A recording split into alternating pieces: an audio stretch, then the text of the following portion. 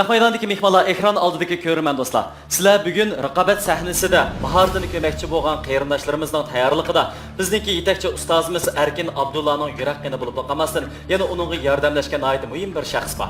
U bo'lsa-mu Akbar Qahramon. Şuna Akbar Qahramon efendim mana shu Erkin Abdullah efendim tanlab chiqqan 32 nafar mayirning bugundan e'tiboran bu sahnada o'zining iqtidorini namoyon qilib raqobatga tushishida nurg'un ajrlarni singdirdi. O'z-o'zida Akbar Qahramon efendim o'zining tilaklarini shundoqla mayirlarga olib kelgan yaxshi rag'batlar bilan birlikda bu sahnamizga yetib keldi. Undaqda qizg'in olqishlarimiz bilan Akbar Qahramonni sahnamizga taklif etamiz.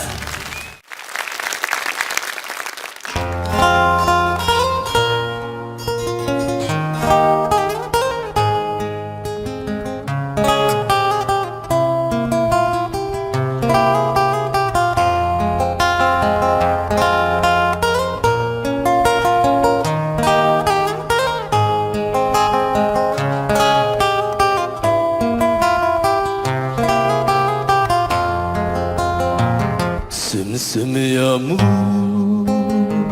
sımsım yağmur, Hıyalında kimle bağdı? Sımsım yağmur, sımsım yağmur, Hıyalında kimle bağdı? Periştemli sen armanını bana kaldı.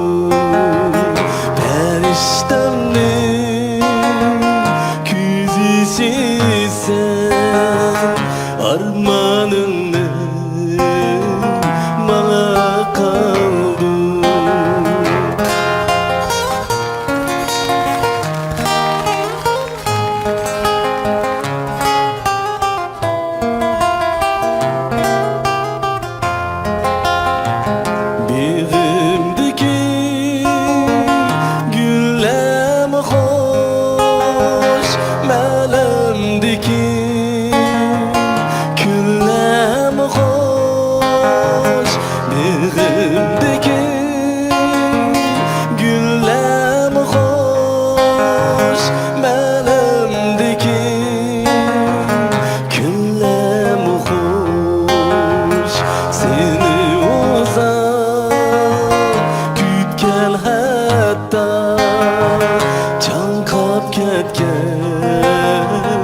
Yalnız bir kuş, sımsım yağmur, sımsım yağmur, ötmüşlerdi bergin haber, sana okşar, yasam değmen, yayrım benim, suysa